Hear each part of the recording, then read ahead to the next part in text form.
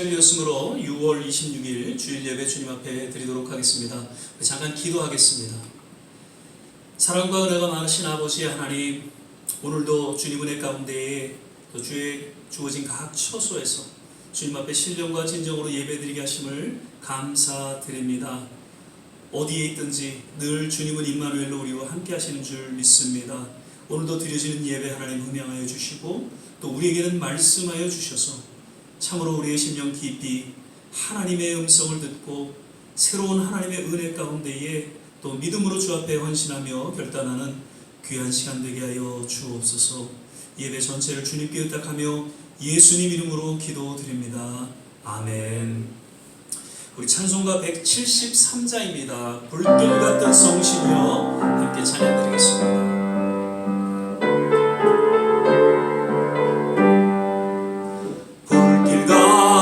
성신여 간구하는 우리에게 지금 강림하셔서 영광 보여주소서.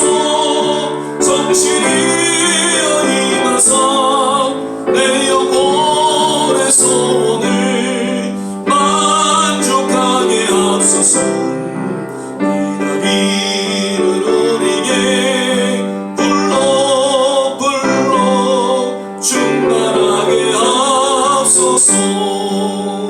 주의 재난 우리의 우리 몸과 영혼과 우리 가진 모든 것 지금 바치옵니다.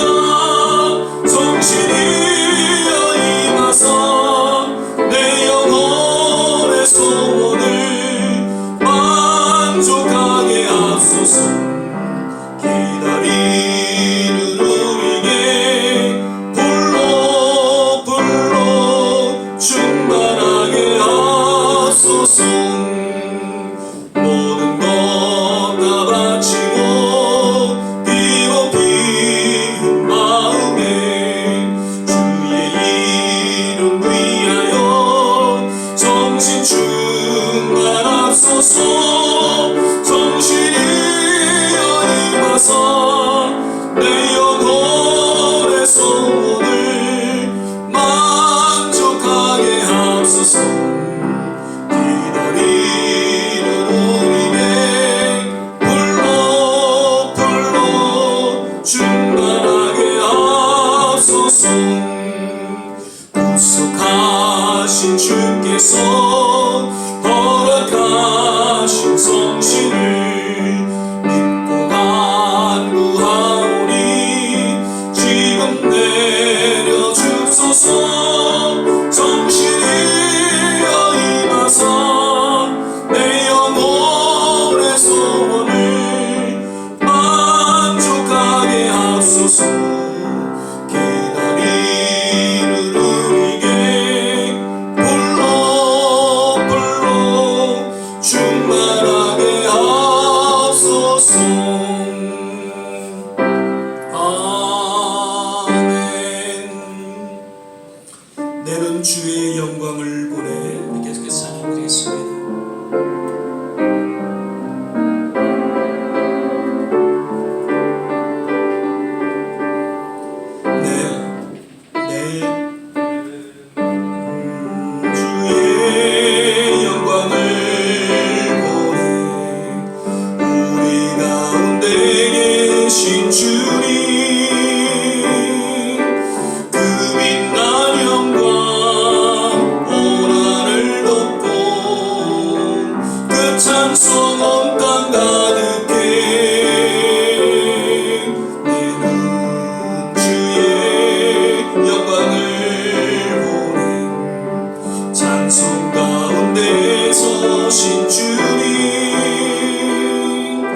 주님의 얼굴은 온 세상 향하네.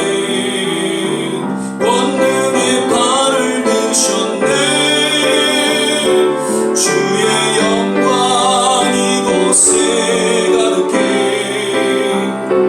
우린 손에 주님과 함께 찬양하며 우리는 전진하리.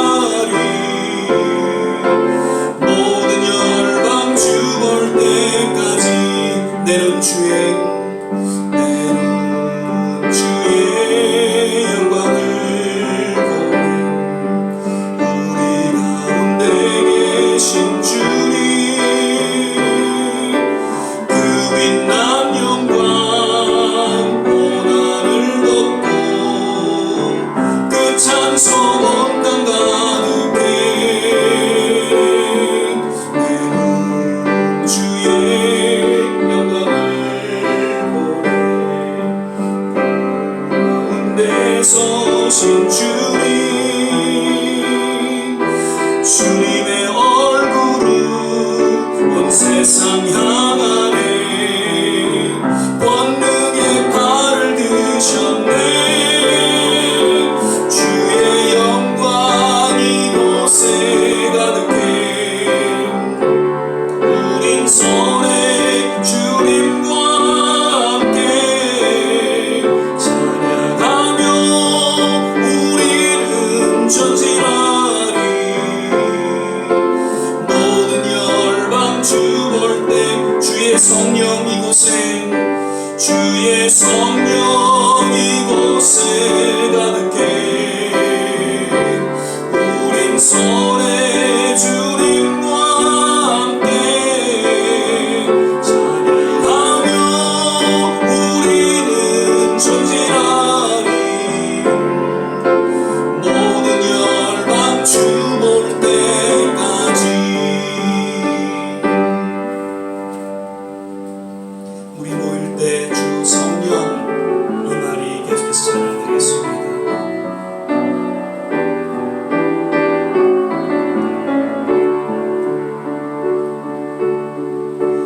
우리 모일 때 주 성령 임하리.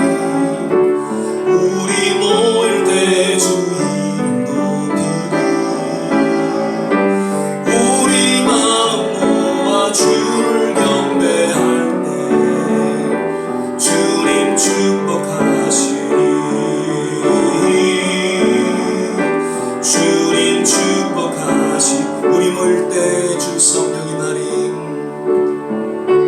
모일 때 주 성령 임하리. 우리 모일 때 주 이름 높이리. 우리 마음 모아 주를 경배할 때 주님 축복하시리. 주님 축복하시리. 사도신경 신앙고백 드리겠습니다. 전능하사 천지를 만드신 하나님 아버지를 내가 믿사오며 그 외아들 우리 주 예수 그리스도를 믿사오니 이는 성령으로 잉태하사 동정녀 마리아에게 나시고 본디오 빌라도에게 고난을 받으사 십자가에 못 박혀 죽으시고 장사한 지 사흘 만에 죽은 자 가운데서 다시 살아나시며 하늘에 오르사 전능하신 하나님 우편에 앉아 계시다가 저리로서 산 자와 죽은 자를 심판하러 오시리라. 성령을 믿사오며 거룩한 공회와 성도가 서로 교통하는 것과 죄를 사하여 주시는 것과 몸이 다시 사는 것과 영원히 사는 것을 믿사옵나이다. 아멘. 우리 계속해서 찬송가 172장 우리 찬양 부르신 후에 조한진 목사님 예배를 위해서 기도해 주시겠습니다.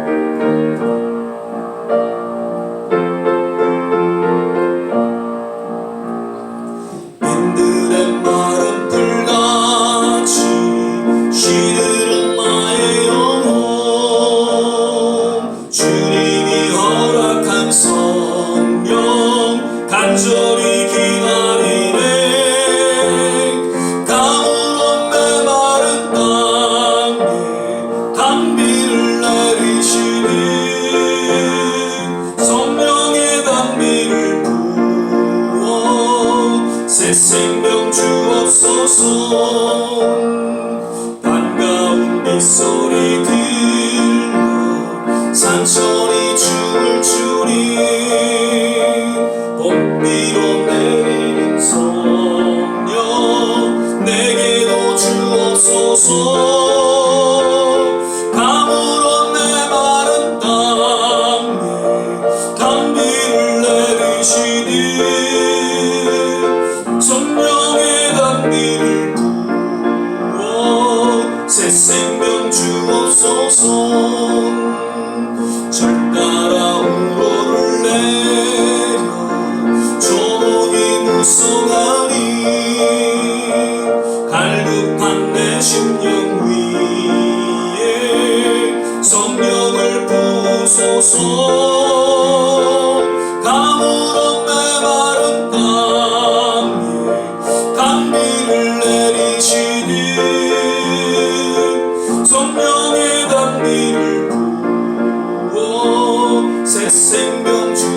주옵소서.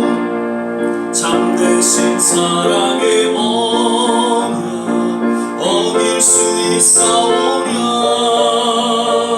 오늘의 흡족한 은혜 주실 줄 믿습니다. 가물은 메마른 단비를 내리시듯 성령의 단비를 부어 새 생명 주옵소서.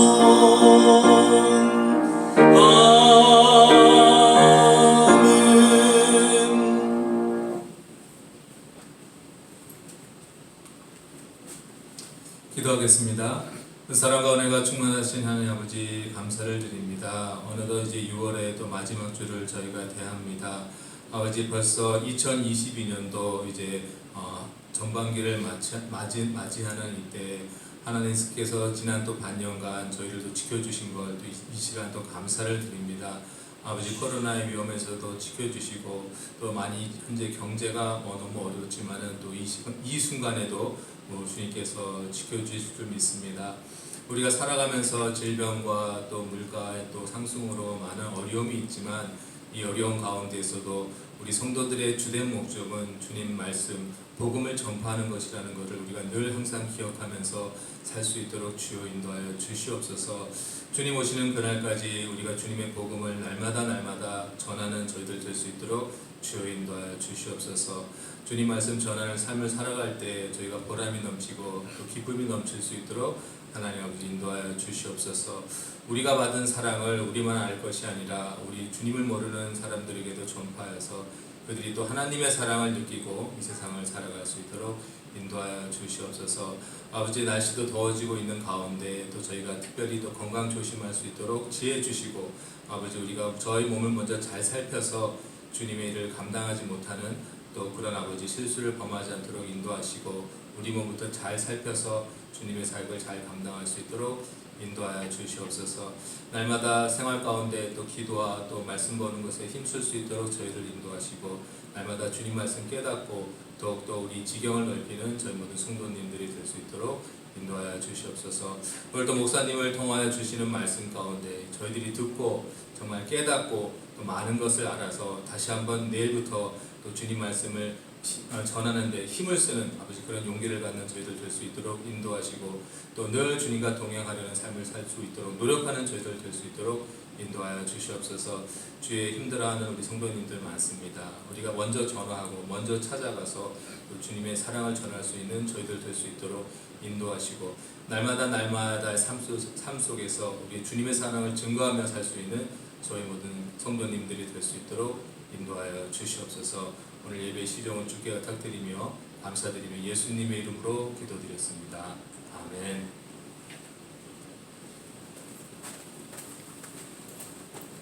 오늘 우리 함께 보실 말씀은 사도행전 1장 8절 말씀 같이 보시겠습니다. 사도행전 1장 8절 말씀입니다. 신약성경 187면 전후에 있습니다. 사도행전 1장 8절 말씀 찾으셨으면 제가 봉독하겠습니다. 오직 성령이 너에게 임하시면 너희가 권능을 받고 예루살렘과 온 유대와 사마리아 땅끝까지 이르러 내 증인이 되리라 하시니라. 아멘. 예, 어느덧 이제 2022년도 6월 이제 마지막 주일 예배를 드리게 됩니다. 오늘도 여김없이 또 예배 함께 하신 모든 한 분 한 분, 특별히 가정에서 예배 드리시는 모든 한 분 한 분 성령님의 특별하신 위로와 또 치유가 임하시기를 간절히 축원을 드립니다. 오늘도 우리 서로 믿음으로 바라보시면서 주 안에서 건강하세요, 주 안에서 행복하세요 함께 인사하며 축복하겠습니다. 주 안에서 건강하세요, 주 안에서 행복하세요. 아멘. 아무리 세상이 질병과 또 여러 가지 경제적인 그런 어려움들로 인해서 힘들어하지만 그러나 그럼에도 불구하고 늘 주님 안에서 참된 건강 그리고 참된 행복을 누리며 살아가게 되시기를 거듭 축복을 드립니다. 오늘은 성령이 너에게 임하시면이라는 제목으로 계속해서 말씀을 좀 드리고자 합니다. 오늘 본문 말씀은 아마도 우리가 지금까지 설교 말씀을 들은 중에 가장 많이 들려진 그런 말씀 중에 하나가 아닌가 그렇게 생각이 되어집니다. 이는 모든 하나님의 말씀이 우리 신앙의 삶 가운데 다 중요하고 귀한 말씀이지만 특별히 사도행전 1장 8절 말씀은 이제 예수님께서 승천하시기 전 마지막으로 제자들에게 들려주신 그런 부탁이요, 약속, 또 명령, 유언이 담겨진 그런 말씀으로서 더욱 우리 모든 그리스도인에게 있어서는 중요하고 참 귀한 말씀으로 들려지고 있다. 그렇게 여겨집니다. 저는 예수님께서 과연 승천하시기 전에 그 연약한 제자들을 향해서 왜 여러 권면의 말씀을 하지 않으셨는가? 오직 이 사도행전 1장 8절 한 절 말씀만 부탁하시고 떠나셨을까 하는 그런 의문을 가져보게 됩니다. 만약 저 같았으면요, 베드로에게 이러이러하게 뭘 지켜라, 그리고 요한에게도 이러이러하게 뭐 등등 각자에게 한마디 정도 권면의 이야기를 했을 것 같습니다. 그런데 예수님께서는 거두절미하시고 오직 이 한 말씀만 저들에게 들려주시고 그리고 저들이 보는 앞에서 하늘로 승천하셨다. 이렇게 누가는 기록하고 있습니다. 자, 그렇다면 사도행전 1장 8절 말씀을 통해서 예수님께서 제자들의 간절히 원하셨던 그 뜻이 있다면 무엇이었을까? 그것은 우리는 한 단어를 통해서 주목하게 됩니다. 증인이라는 단어입니다. 즉 예수님께서는 당시 모든 제자들이 그리고 앞으로 주어질 그러한 교회와 성도들이 반드시 이루어갈 그 소원, 그 뜻은 땅끝까지 이르러 복음을 전하는 전도자, 증인의 삶을 살아가기를 간절히 원하셨다는 것이죠. 마태복음 28장 18절 20절 말씀입니다. 예수께서 나와 일러 가라사대 하늘과 땅의 모든 권세를 내게 주셨으니 그러므로 너희는 가서 모든 족속으로 제자를 삼아 아버지와 아들과 성령의 이름으로 세례를 주고 내가 너희에게 분부한 모든 것을 가르쳐 지키게 하라. 볼지어다 내가 세상 끝날까지 너희와 항상 함께 있으리라 하시니라. 그리고 마가복음 16장 15절에도 또 가라사대 너희는 온 천에 다니며 만민에게 복음을 전파하라. 누가복음 24장 46절 48절 또 이르시되 이같이 그리스도가 고난을 받고 제3일에 죽은 자 가운데서 살아날 것 또 그의 이름으로 주의 사함을 얻게 하는 회개가 예루살렘으로부터 시작하여 모든 족속에게 전파될 것이 기록되었으니 너희는 이 모든 일의 증인이라.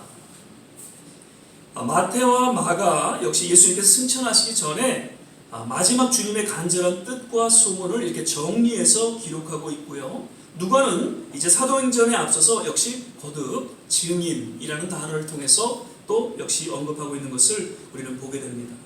사실 이러한 주님의 유언의 말씀을 통해서 초대교회 이후 그 말씀에 순종하는 정말 신실했던 제자들과 교회와 성도들에 의해서 오늘날 세계 곳곳에 복음이 전해지게 되었다는 것을 우리는 기독교 역사를 통해서 또한 깨닫게 됩니다. 그런데 그런 증인으로서 역할을 감당할 수 있었던 유일한 영적인 원리 또 영적인 비결을 나타내고 있는 한 단어를 역시 우리는 오늘 본문 말씀을 통해서 주목하게 됩니다. 그것은 오직 성령이 너에게 임하시고 성령이라는 단어입니다. 즉 다시 말씀을 드리면 성령이 임하지 않고는 온전히 증인의 역할을 감당하지 못한다는 것을 어떤 면에서는 역설적으로 강조해주고 있는 것이죠. 그래서 누가는 바로 사도행전 2장에 이르러서 오순절구 성령 충만한 사건을 기록하면서 그로 인해 교회가 탄생하게 되었고 또한 이제 성령 충만한 교회 그 성도들을 통해서 계속해서 복음이 전파되었다는 것을 소개하고 기록하고 있다는 것입니다. 늘 말씀드리자 한국 기독교 역사를 볼 때 1970년, 80년대에 가장 많은 교회가 세워졌고요. 또 많은 선교사들이 세계 곳곳에 파송되어졌다. 그렇게 기록되어 있습니다. 당시에는 모든 교회가 한때 성령 충만함을 체험하게 됐고 그로 인해서 이 사도행전 1장 8절 이 주님의 유언의 약속의 말씀을 마음에 품고 증인으로서의 사역을 감당하게 되었다는 것이죠. 그래서 여러 신학교에서도 정말 신학생들이 성령 충만한 그런 체험을 통해서 교회를 개척하는 일이 일어나게 됐고요. 또한 세계 오지에 나아가 복음을 전하는 선교사의 사명을 감당하게 되었다는 것을 우리는 보게 됩니다. 그런데 오늘날 어떠한지요? 모든 교회가 성도들이 세상으로 나아가 복음을 전하는 증인으로서의 사역을 온전히 감당하고 있는가라는 질문에 참 그렇지 못하다라는 답을 얻게 됩니다. 그렇다면 왜라는 질문을 역시 또 하게 되고요. 결국 오직 성령이 너에게 임하시면이라는 그 말씀을 잃어버린 결과였다라고 저는 감히 또한 말씀을 드리게 됩니다. 지난번에 그 성령의 내주에 대해서 말씀을 드렸죠. 예수를 구주로 영접하는 순간 성령께서 그 심령 안에 임하시게 되고 하나님의 자녀로 인침을 받게 됩니다. 그때 성령께서 임하시는 것을 내재 혹은 내재라고 그렇게 말씀을 드렸죠. 그리고 정말 세상의 쾌락을 쫓아 완전히 타락하거나 예수를 부인하고 하나님의 영광을 가리는 그러한 삶을 살지 않는 한 성령께서는 늘 우리 안에 내주하셔서 연약한 중에도 신앙으로 살아가도록 도우시고 함께 하신다는 것이죠. 그러나 이러한 성령의 내주와는 달리 성령 충만은 또 다른 이야기라는 것이죠. 성령의 충만함을 받는 것은 성령의 내재를 넘어서 성령의 완전한 다스림과 지배를 받는다는 것을 의미한다는 것이죠. 즉 성령이 너희에게 임하시면 마가의 다락방에 모여서 간절히 기도하는 그 제자들의 모든 내면을 성령께서 지배하고 다스리는 가운데 권세와 능력이 저들에게 주어지게 되었고, 그리고 여러 핍박과 순교의 그러한 유혹에도 불구하고 담대히 세상으로 나아가 증인으로서 맡겨진 사명을 감당하게 되었던 것을 우리는 보게 되는 것이죠. 아까 같이 읽었던 마태복음 28장 18절에서 20절 말씀이요, 예수께서 나와 일러 가라사대 하늘과 땅의 모든 권세를 내게 주셨으니 그러므로 너희는 가서 모든 족속으로 제자를 삼아 아버지와 아들과 성령의 이름으로 세례를 주고 내가 너희에게 분부한 모든 것을 가르쳐 지키게 하라. 볼지어다 내가 세상 끝날까지 너희와 항상 함께 있으리라 하시니라.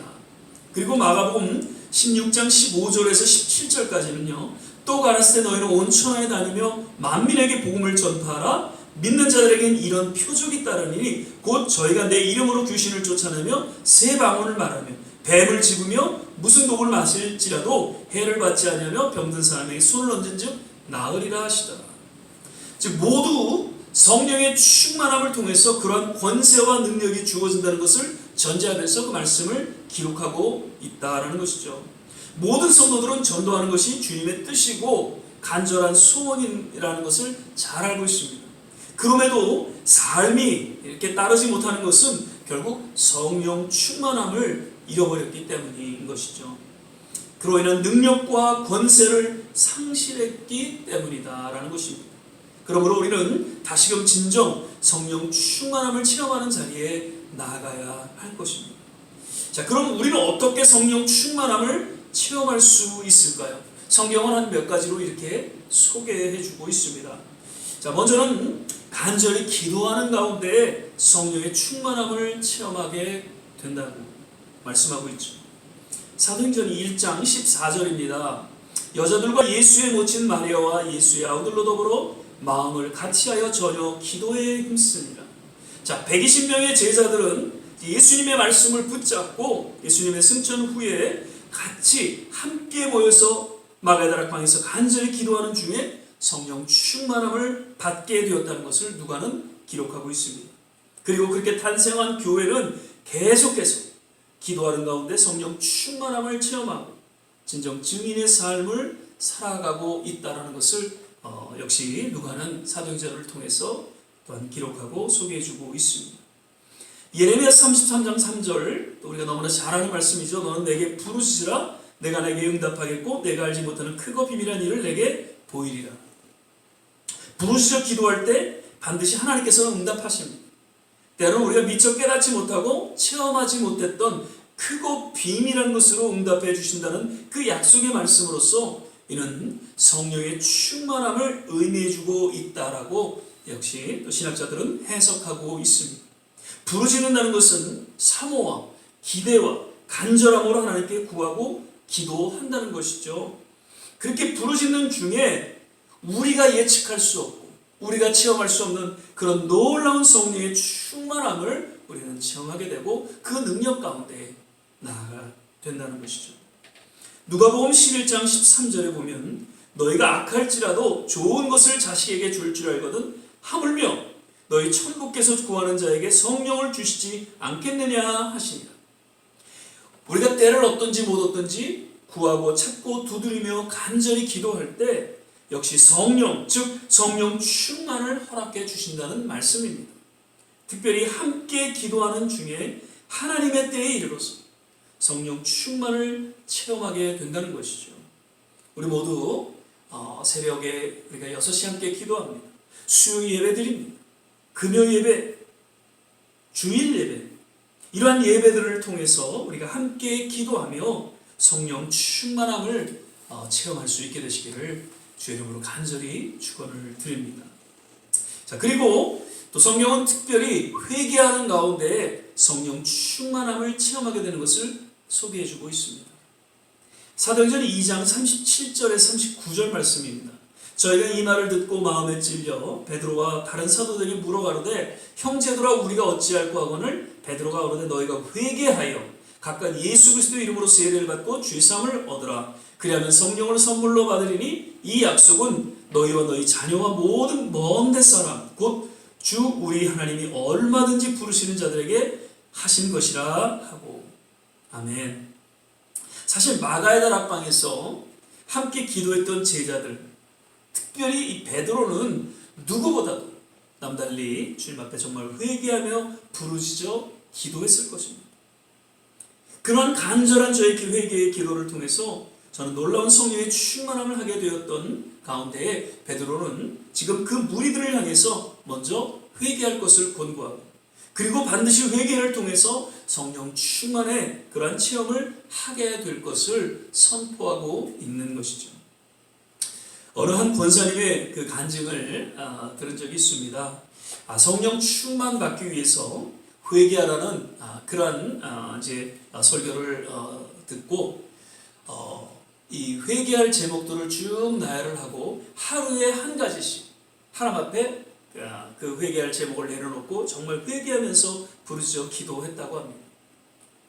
그런데 거의 한 달여 지나서 새벽에 기도하는 중에 갑자기 방언이 터져 나오고 그리고 정말 여태까지 신앙생활을 30-40년 했지만 여태까지 한 번도 체험하지 못한 그런 놀라운 성령의 충만함을 체험하게 됩니다.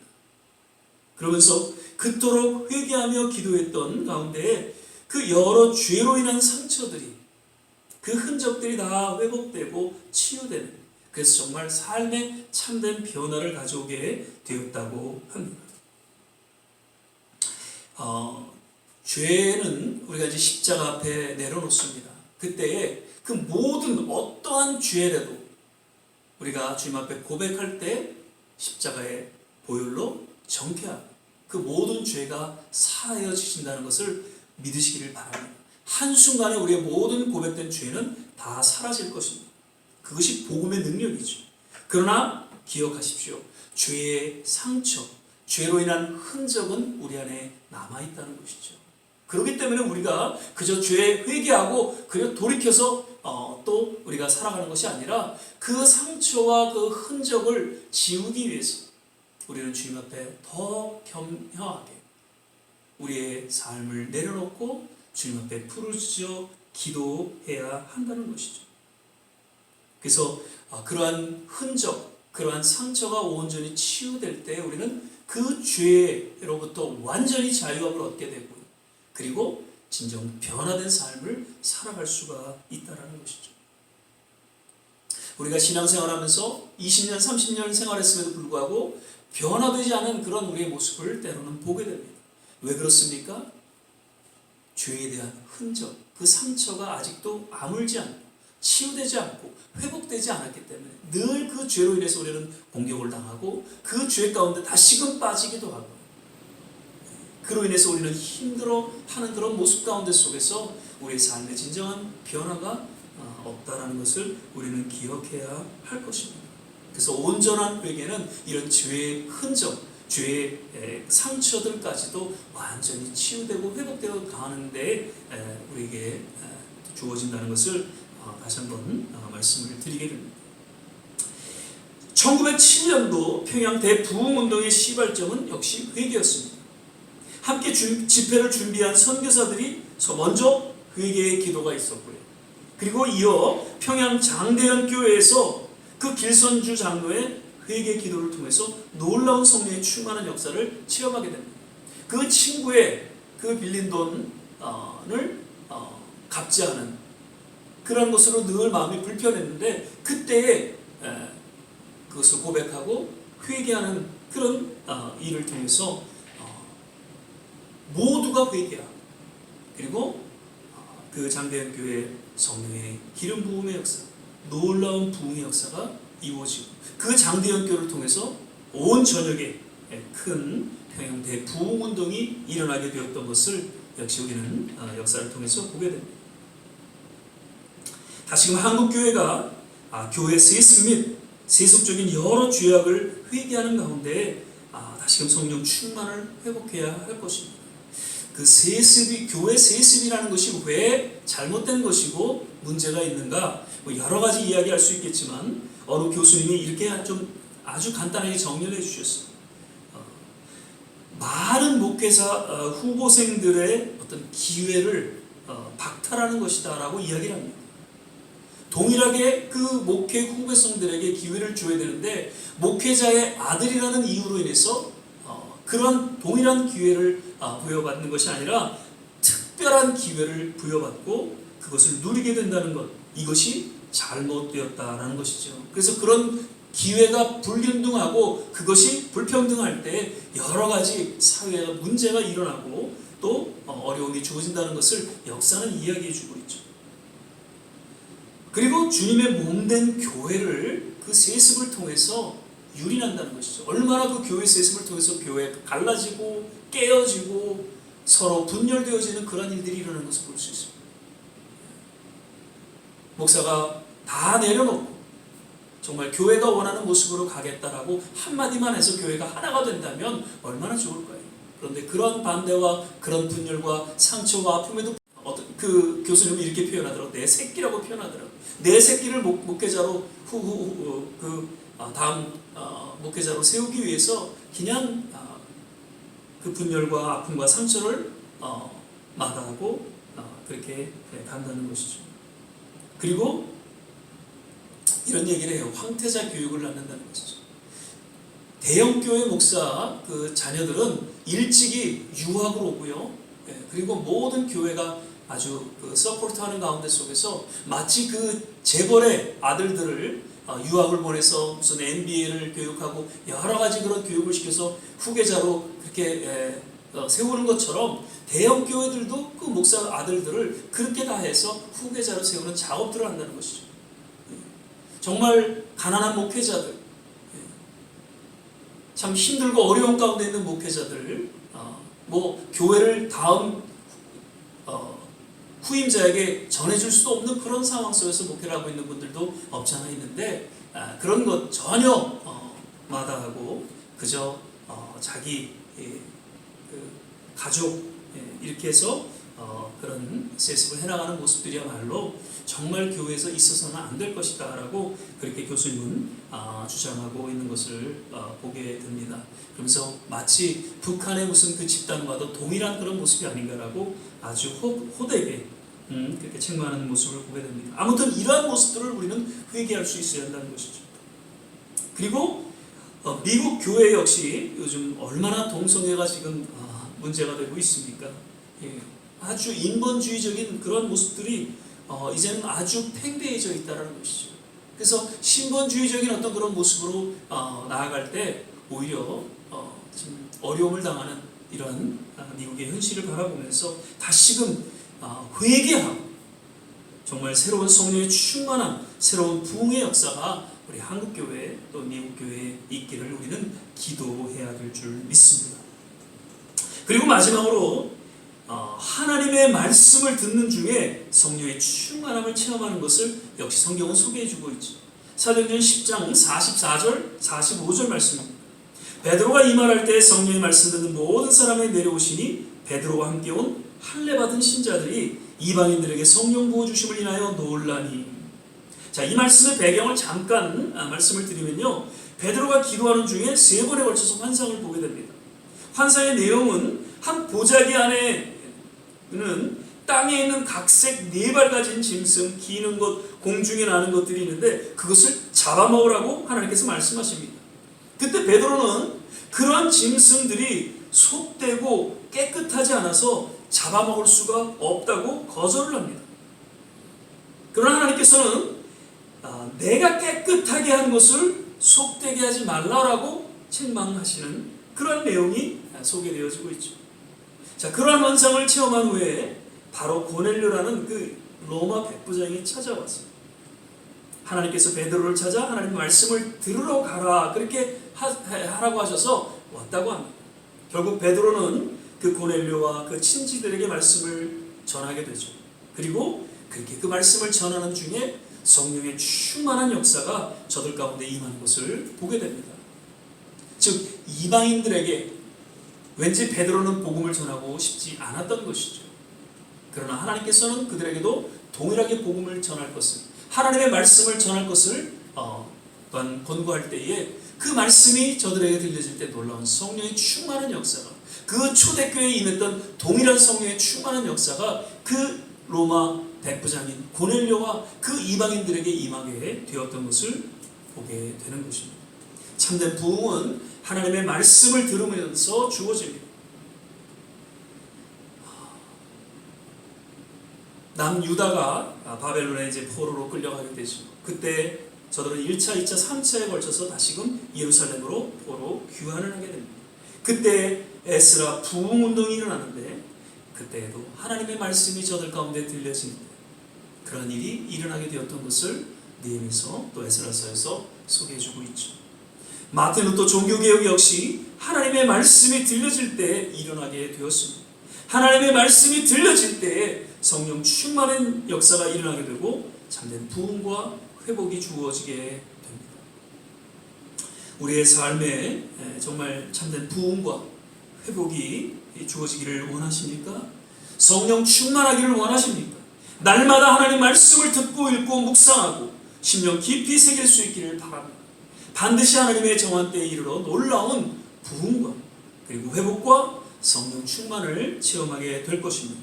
말씀을 맺겠습니다. 오직 성령이 임하시면 권능을 받게 되고 땅끝까지 이르러 증인의 사명을 감당하게 될 것입니다. 그건 주님의 약속이고 주님의 유언의 말씀입니다.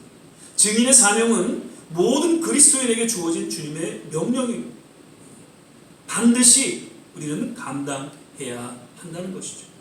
그러기에 우리는 어찌하든지 성령의 충만함을 입어야 할 것입니다. 다시금 부르짖어 우리는 기도할 수 있기를 바라고요. 무엇보다도 참된 회개가 우리 모두에게 있기를 간절히 바랍니다. 그리고 늘 하나님의 말씀을 듣고 읽고 묵상하며 그 말씀을 통해서 성령 충만함을 체험하게 됩니다. 참된 부흥과 회복을 역시 체험하게 되는 크고 놀라운 일들이 우리 모두에게 일어나게 되기를 주의 이름으로 축원을 드립니다. 기도하겠습니다. 사랑의 주님, 성령이 임하시면 권능을 얻어 땅끝까지 이르러 증인이라고 약속하셨고 또한 명령하셨고 유언의 메시지로 들려주셨습니다. 하나님, 다시금 이 주님의 말씀을 우리 마음속에 깊이 묵상하고 오직 성령의 충만함을 받기 위해 우리가 기도하고 회개하고 주의 말씀 앞에 나아가게 하여 주시사 다시금 하나님 정말 혼탁해져가고 어두워져가는 이 세대 가운데 새로운 성령의 충만한 역사, 새로운 부흥과 회복이 하나님의 백성들을 통해 하나님의 제자들을 통해 하나님의 몸된 교회들을 통해 일어나게 도와 주시옵소서. 오늘도 우리에게 말씀하여 주심을 인하여 감사하고 예수님 이름으로 기도드립니다. 아멘. 이 시간에는 우리 찬송가 348장 찬송가 찬양 1절 부르시면서 주님 앞에 봉헌하는 시간 갖도록 하겠습니다.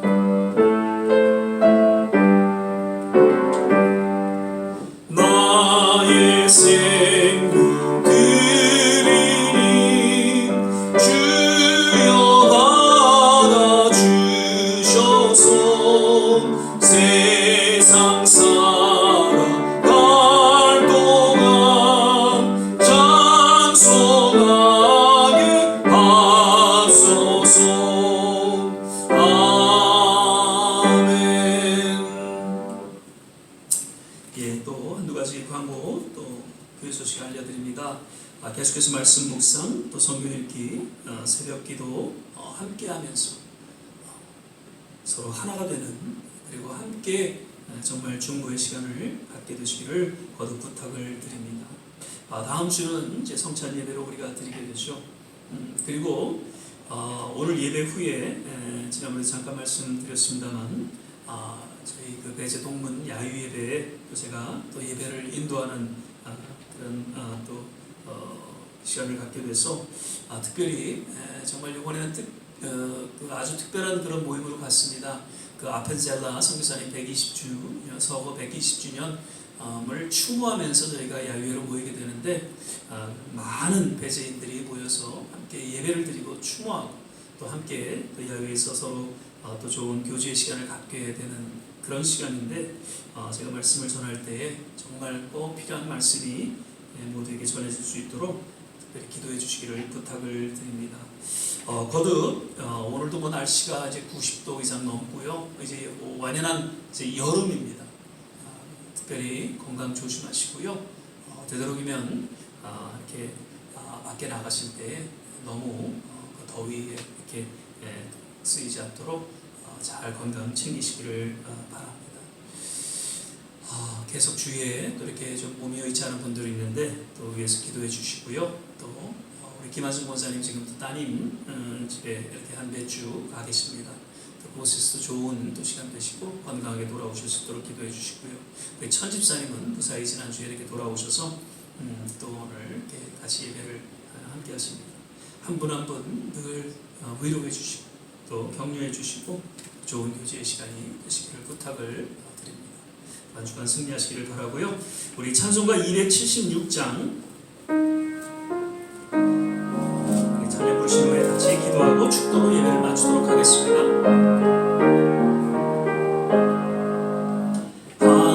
하나님의 증거는데 길이 빛나니 우리들도 등대되어 주의 사랑 비추세. 우리 작은 불을 켜서 험한 바다 비추세. 물에 빠져 헤매는 건져내어 살리세. 사랑의 주님, 오늘도 예배 가운데 우리에게 말씀하여 주심을 감사드립니다. 너무나도 하나님 우리는 쉽게 성령의 충만한 은혜를 잊고 잃어버리고 살아왔습니다. 하나님 이 시간에 다시 한번 주님 앞에 간절히 부르짖어 기도하며 또한 회개하며 주의 말씀 앞에 겸손히 나아갑니다. 이 시대를 향한 하나님의 놀라운 성령의 충만한 역사, 놀라운 부흥의 불길이 다시 한번 우리의 심령 깊이 일어나게 도와주시옵소서. 우리 좋은 씨앗교회가 작은 불꽃이 되어 하나님 이 뉴욕뿐만 아니라 세계 곳곳에 성령의 불길을 전하는 그러한 도구로서 쓰임받기에 부족함이 없게 하여 주시옵소서. 2000년 전에 초대교회에 임했던 그 놀라운 성령의 충만한 역사 하나님 우리 교회를 통해 일어나게 도와주시고 이 뉴욕은 물론 우리 조국 땅에 하나님 모든 신실한 교회들을 통해 일어나게 도와주시옵소서. 거듭 전쟁으로 어려움 가운데 놓여있는 우크라이나를 위해서 계속 기도합니다. 주님 불쌍히 여겨주시고 긍휼히 여겨주셔서 그 땅이 하나님 새로운 평화가 임하게 도와주시고 전쟁으로 인해서 그 모든 상처들이 주 안에서 치유되고 회복됨으로 말미암아 그 땅이 하나님의 나라로 거듭나는 그런 일들이 일어나게 도와주시옵소서. 우리 좋은 시작교 모든 성도님들 어디에 있든지 주님 일일이 기억하여 주시고 모든 자녀들 가운데 주님 함께하여 주시되 주님의 위로와 치유와 회복이 임하게 도와 주시옵소서. 오늘도 마음의 정성을 담아 물질드리는 모든 성도의 손길 일을 기억하여 주시고 하나님께서 두 손으로 축복하여 주시옵소서. 이제는 우리 주 예수 그리스도의 은혜와 하나님의 무한하신 사랑과 성령의 내주교통 충만케 하시고 오늘 주의 말씀 가운데 다시 한번 성령의 충만함을 사모하며 회개하며 주의 말씀 앞에 나아가는 우리 모든 성도들 머리머리 위에 가정과 자녀와 산업과 기도하는 모든 일들 위에 그리고 두고 온 조국과 이 땅 특별히 우크라이나 위에 지금부터 영원토록 함께 하시기를 간절히 축원하옵나이다. 아멘.